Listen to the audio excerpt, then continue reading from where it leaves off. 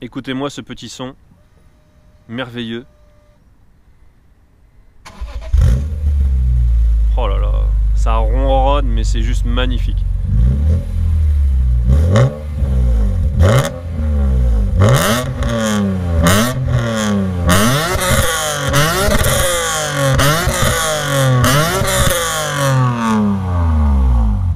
Ça ronronne quoi.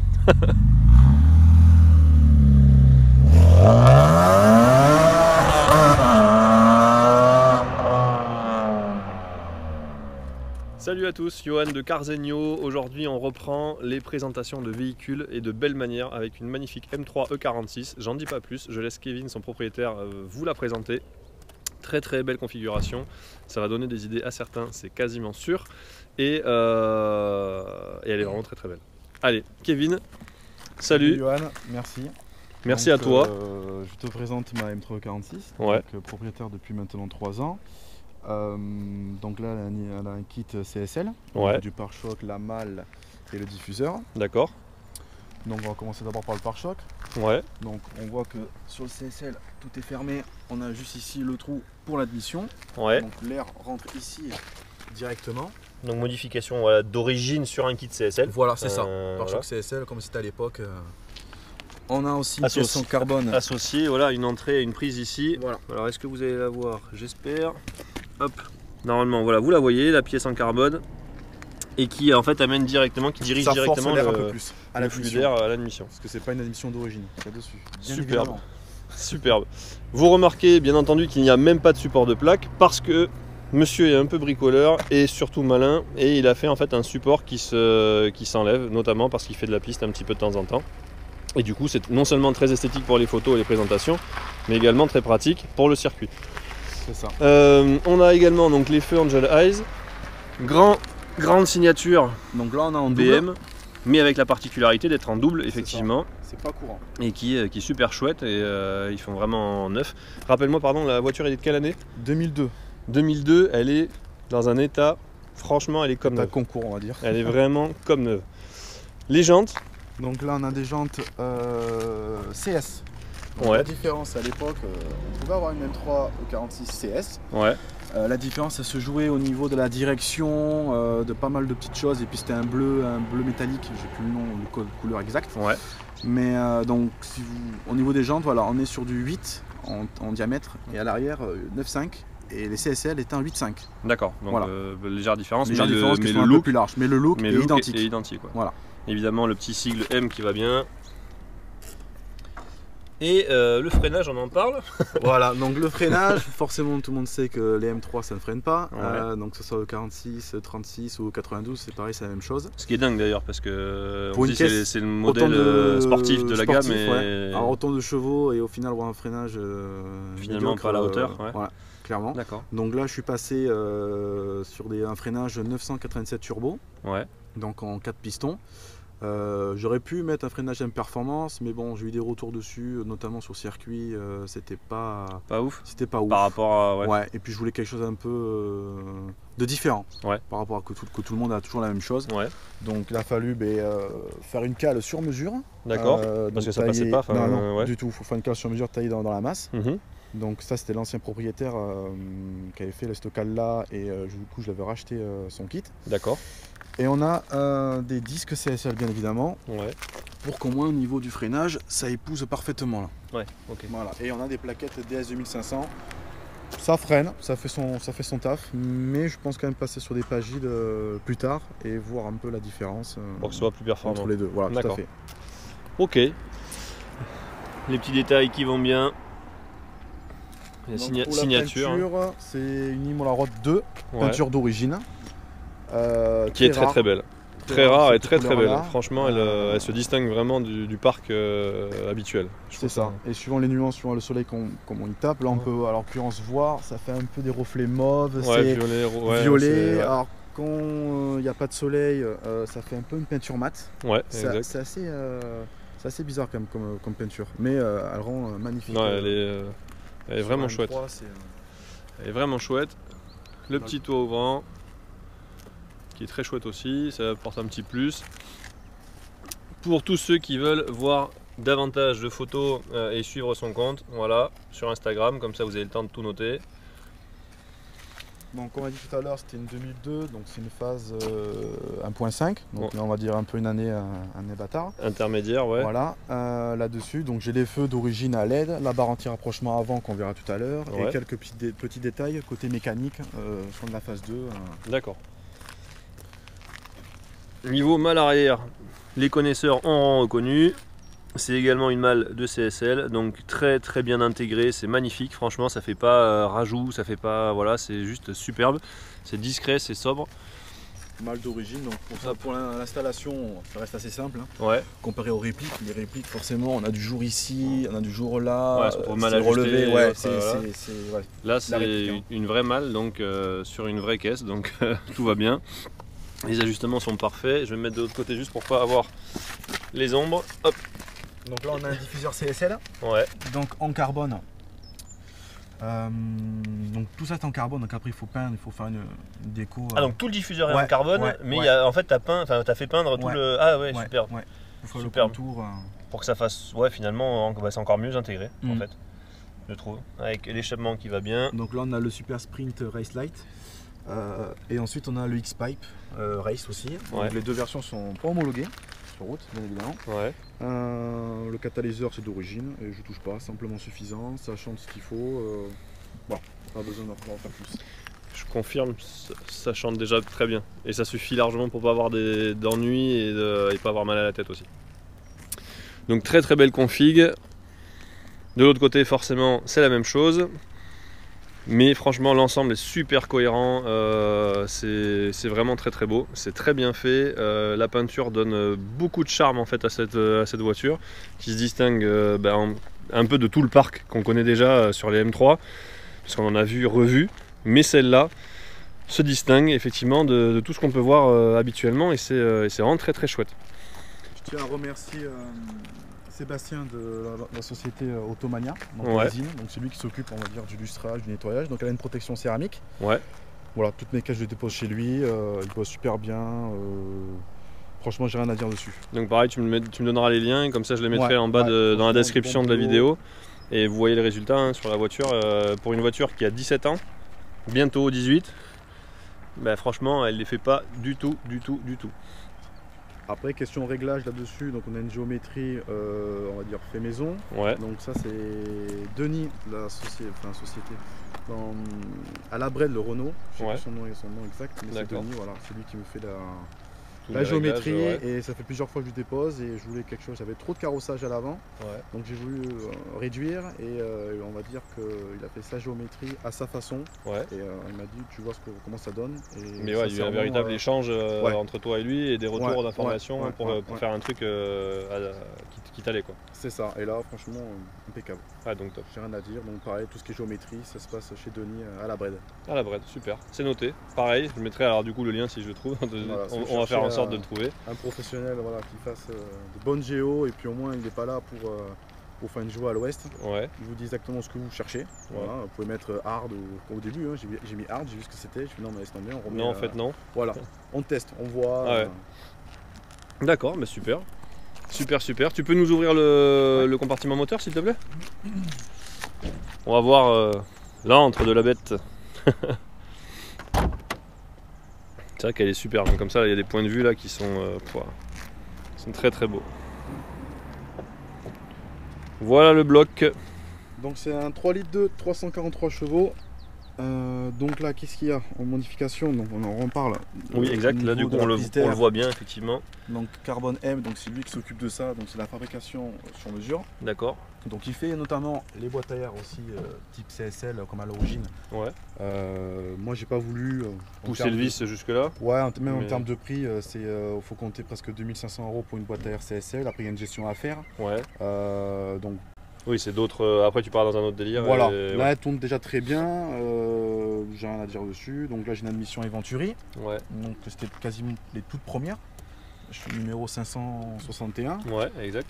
Donc après, maintenant, Eventuri se sont un peu déplacés sur le moteur turbo. Donc on retrouve sur les RS3 voilà, toutes les dernières caisses. Ouais. Et du coup, là, on voit très bien en fait l'arrivée ici là de. La gaine, donc comme on l'a dit, en fait, la gaine part d'ici. pour amener de l'air froid directement. Juste ici, on voit l'arrivée de la gaine là, et du coup, bah, lui, il respire bien puisqu'il a de l'air frais en permanence qui lui arrive. Voilà. On a toujours le débitmètre, sauf que j'ai une gestion Alpha N, donc ça a été fait à Paris par Miguel, qui est très connu sur Paris sur les M. D'accord. Il fait du travail. C'est un peu un magicien. D'accord. Super. Donc elle marche bien. J'ai pas essayé encore de savoir combien elle fait de chevaux, mais sur circuit ou même en dehors, j'ai pu voir que qu'elle marchait bien elle a la santé, voilà. pour les 340 quelques chevaux donnés. Elle doit sûrement les avoir, mais elle marche simplement suffisamment. Mais tu l'as pas passé sur banc pas encore. De toute façon. Pas encore. Okay. Donc là, voilà, on a bien la barre anti-rapprochement d'origine, donc de la phase 2. Après, on a forcément le conduit ici de la phase 2, c'est le conduit du Vanos. La première, il y avait un point de fixation et à l'époque, justement, il y avait trop de vibrations. Ça a cassé et ça faisait pas mal de dégâts au niveau du Vanos. Donc là, justement, ils ont changé, ils ont mis 2 points de fixation. Et moi, en l'occurrence, j'ai voulu la changer et quand je l'ai changé, j'ai vu que j'avais déjà 2 points de fixation. Donc j'ai payé pour rien. D'accord, ah mince, Voilà. Oui, parce que du coup, tu avais. Après qu'il y a pas mal de choses d'une phase 2. Tu connaissais la maladie, du coup, tu as voulu prendre les devants. Voilà. Et en fait, non, elle était déjà équipée de ça. C'est ça. Donc là-dessus, les coussinets ont été faits. Donc ce véhicule avait 112 000 km, maintenant elle a 129. Donc les coussinets, ils ont même pas 19 000. Parce que il me semble que j'ai dû les faire à 116 000. Et tu me disais que c'était vraiment l'un des pas une maladie, mais un défaut. Défaut de conception, que ce soit sur pas mal de M. Maintenant, peut-être pas. Après, on sait pas. Elles n'ont pas non plus 800 000 bandes, donc on va pas se permettre de savoir. Mais là-dessus, c'est à faire. En gros, tous les 80 000, 100 000, bonne moyenne. Voire même si on peut gratter un peu plus, sur les 46, on peut se permettre d'aller à 120 000. Par contre, sur le 92, faut pas jouer. 80 000. Faut pas jouer. Plus, j'avais pas vu ça. Ça en fera rire, voilà, certains. C'est très bien. Bon, franchement, très très belle. Et très très propre. Hein. Je veux dire, pareil, hein, une voiture qui a 130 000 km, vous voyez le coffre, le compartiment moteur de 2002, elle est comme neuve en fait. Il n'y a pas de poussière, il n'y a rien. C'est très très très très bien entretenu, ça fait plaisir à voir. Est-ce qu'on peut voir du coup l'intérieur un petit peu et après on va prendre la route. Tu vois les amortisseurs, donc là j'ai des suspensions ST XTA, donc c'est du KW en gros. Donc là j'ai réglage, je peux tout régler, la détente, il y a pas mal de réglages dessus. Et je suis bien content comparé à l'origine où c'était un peu une pompe à vélo. Et puis ça fait son boulot, clairement sur circuit, il suffit de régler et puis ça fait son taf. Ça reste, franchement, c'est sur la demande par contre. Les amortisseurs ils ont rien en stock. D'accord, c'est sur demande à chaque fois. En sachant que donc Kevin en fait une utilisation essentiellement plaisir, loisir, c'est pas son daily. Et il roule sur circuit de temps en temps, pas pour en faire du drift, pour rouler sur circuit entre guillemets normalement. Usage piste et pas drift. Et du coup effectivement il a vraiment vu la différence avec ses amortissements. Et qui peut effectivement du coup régler, donc c'est très très bien.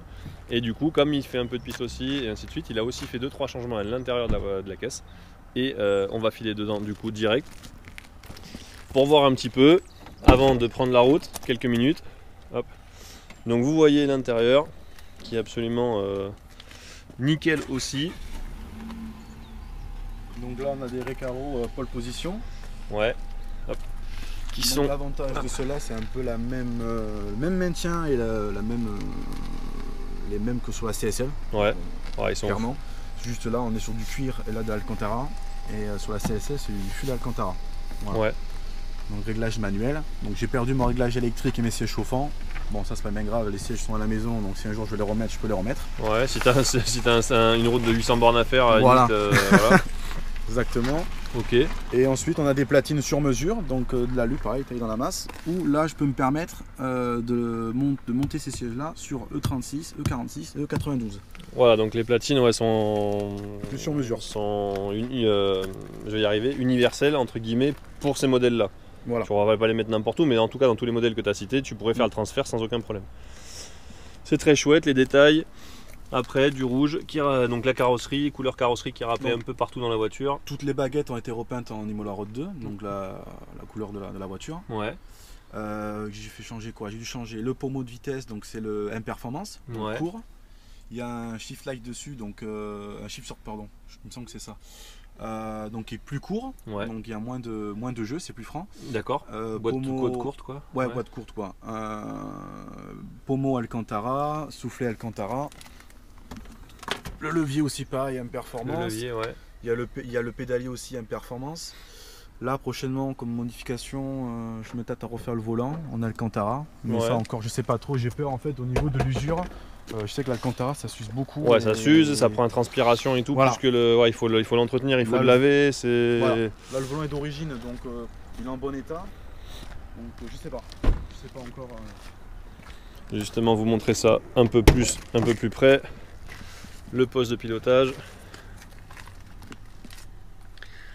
Donc le volant qui est effectivement magnifique. Donc pareil, j'ai eu les rappels au niveau, à l'époque, il y avait un rappel au niveau du volant et de la boîte à gants. D'accord. Voilà. Ok, donc tous les... Sur le 46 ça pétait, il y a eu des rappels. Donc en fait l'entretien est juste incroyablement bien fait sur ta voiture. Bon, ça marche. Tous les ans là-dessus. Ça roule.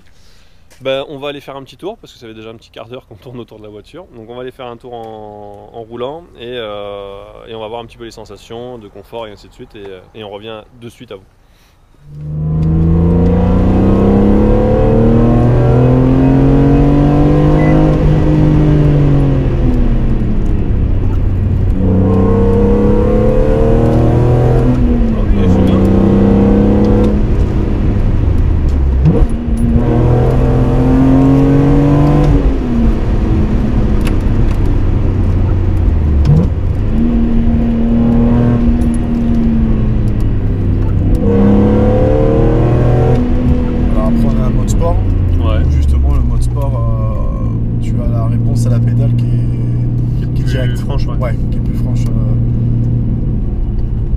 Enfin là c'est déjà très sympa.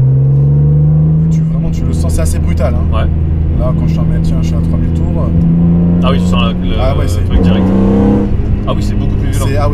C'est beaucoup plus violent. Alors après on peut le régler justement. La sensibilité. Parce qu'au niveau du châssis, ça m'a dit dessus, le châssis se fissure. Ouais. Moi, à ce point-là. Ouais. Ah ouais. Si vraiment on laisse traîner, tu vois l'amortisseur à l'arrière. Ouais. Ils ont fait un truc, c'est vraiment fin et c'est du préventif. C'est pareil, ça à contrôler. Ouais. Et sur les boîtes SMG2, ça tape fort. Hein. Les rapports, on sent que le pont, t'arraches le pont. Ouais. Ah ben non, mais là, juste le petit coup de gaz que tu mets là, c'est brutal. C'est vraiment. C'est très brutal. Quand tu es à un premier ou 2-3, ça arrache. Hein. Ouais. Tu sens que tu vas péter un truc. Ouais, c'est pas rassurant. C'est vraiment. Là, tu le sens. Je vois pas ce que tu veux dire. Ça reste quand même assez violent. Hein. Ah oui, c'est violent. Et t'as l'impression que c'est pas bon pour la mécanique. Hein. Bah, de toute façon, plus c'est brutal. Hein. Il faut. Ouais. L'avantage, ce qui est bien, c'est que tu le désactives. Ouais. Et finalement, tu roules normalement. C'est plus doux. C'est plus doux. Ça marche. Tu peux t'amuser, ça marche. Voilà, mais quand tu es un peu en manque de sensations, il te manque quelque chose. Ouais. Voilà, tu mets le mode sport et là après tu peux l'activer tout le temps. Hein. Mais moi, j'ai préféré justement avoir deux modes, un peu comme deux sortes de cartons. Ouais, complètement. Ouais. Oui, parce que tu peux te faire plaisir déjà de façon déjà là, soft, entre guillemets, comme ça. Et si tu as vraiment envie de faire du sale, tu mets le mode sport. C'est ça. Mais là, oui, forcément, c'est plus contraignant pour les trains roulants, plus contraignant pour tout, la boîte, etc. Ouais. C'est pareil, donc le châssis, il faut que je le fasse. Vérifier. Déjà vérifié plusieurs fois. Ça n'a pas bougé, je contrôle tous les ans. Donc, mais c'est vrai, c'est une chose à faire. Hein. Comme le Vanos, pareil, à contrôler aussi. Le jeune culasse, c'est à contrôler. Il y a le pont aussi. Ils ont fait un défaut de conception au niveau de la tulipe. Il me semble que c'est la tulipe gauche qui est plus courte. Et justement, tu as du jeu. Il faut mettre tu refais une réflexion du pont. Il y en a justement, ils mettent des rondelles pour corriger la chose, mais sur le long terme, ça marche pas. Et en fait, c'est le niveau du différentiel. Beaucoup mettent des différentiels de 36 3 litres 2 qui sont mécaniques. Et t'as plus de problème. Mais bon, il faut trouver un pont de 36 3 litres 2. Ça court pas les rues. C'est ça. Donc t'en trouves, hein, mais bon. Mais voilà, pour fiabiliser un peu la chose, t'as acheté une voiture où rien n'a été fait dessus. Si vraiment tu t'en tires bien au niveau des prix, tu arrives à trouver des bons garages, je peux t'en tirer peut-être, je pense, pour 8 000 €, entre 8 et 10 000 €. Rien que de préventif pour corriger la voiture. Hein. Ouais, c'est ça. C'est déjà un plus de l'achat de la voiture. Voilà, c'est ça. Et de la carte grise, le sujet qu'on évoquait aussi. Ouais. Ouais.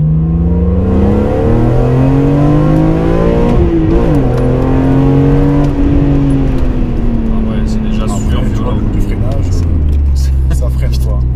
C'est déjà tellement violent. Juste comme ça, c'est tellement violent en fait. Puis le moteur Atmo, tu sais. Ah ouais, t'as l'impression que ça va jamais finir. Jamais sans finir. Ça et puis pousse, même le son, c'est. Ah ouais. Moi, à chaque fois, ça me. Ah oui, c'est enivrant. C'est clairement enivrant. Ça turbo, donne envie. Ouais. Après, chacun. Voilà. Ouais, mais chacun trouve. Je crois qu'on a tous effectivement des préférences, soit pour le côté turbo, soit pour le côté Atmo. Mais moi perso, c'est vrai que l'Atmo, j'y suis assez sensible. Sur les gros moteurs, ouais, il faut de l'Atmo quoi. J'y suis assez sensible, ouais.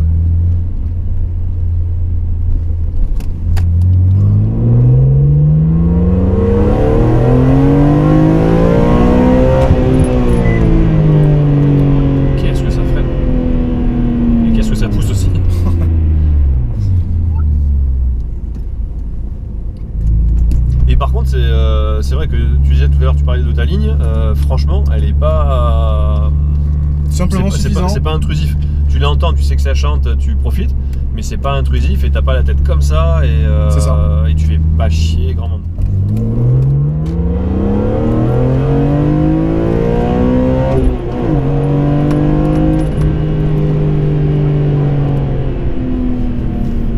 La circulation. Voilà, mais voilà, un petit bijou. Donc j'espère que la vidéo vous aura plu. Vraiment un grand merci à toi Kevin. Merci à toi. Et de toute façon on se reverra sur Bordeaux, etc. Ça c'est clair.